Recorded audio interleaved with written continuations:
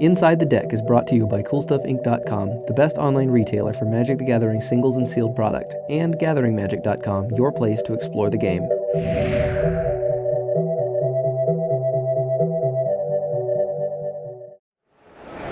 We're at Gen Con 2015, and we're here at Magic the Gathering Arena of the Planeswalkers board game.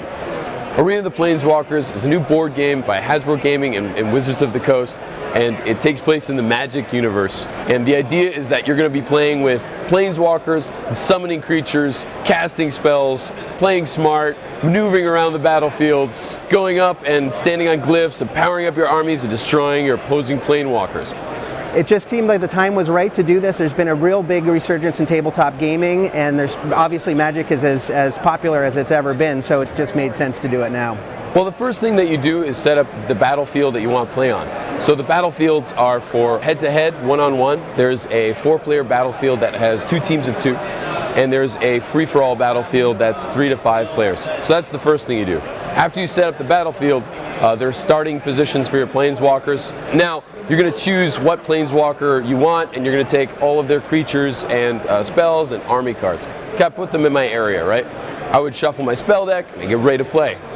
It feels like Magic in so much that there are familiar characters, familiar creatures, there are sorceries, and there are enchantments. But outside of that, having the physical game piece characters makes it feel far removed from Magic for me. So having the cards for the sorceries and enchantments, that's a very familiar feel, and that definitely has the Magic flavor to it. But having the game board with, the 3 dimensions and the pieces, that definitely takes it out of the Magic, the card game realm. HeroScape has a really fun and intuitive combat system, so we just got some of those fun design ideas because we wanted to make sure that you didn't have more rules than you needed to describe how to fight and how creatures move around the battlefield. So one of the main differences I noticed was that the damage doesn't go away from the characters at the end of the turn, whereas with Magic, all at the end of the turn, all the damage just disappears. So having that additional damage starts to stack up and make the creatures more vulnerable. Another interesting thing is that you can only move one Planeswalker or one squad and attack with them per turn, whereas with Magic I can attack with any number of creatures that don't have summoning sickness.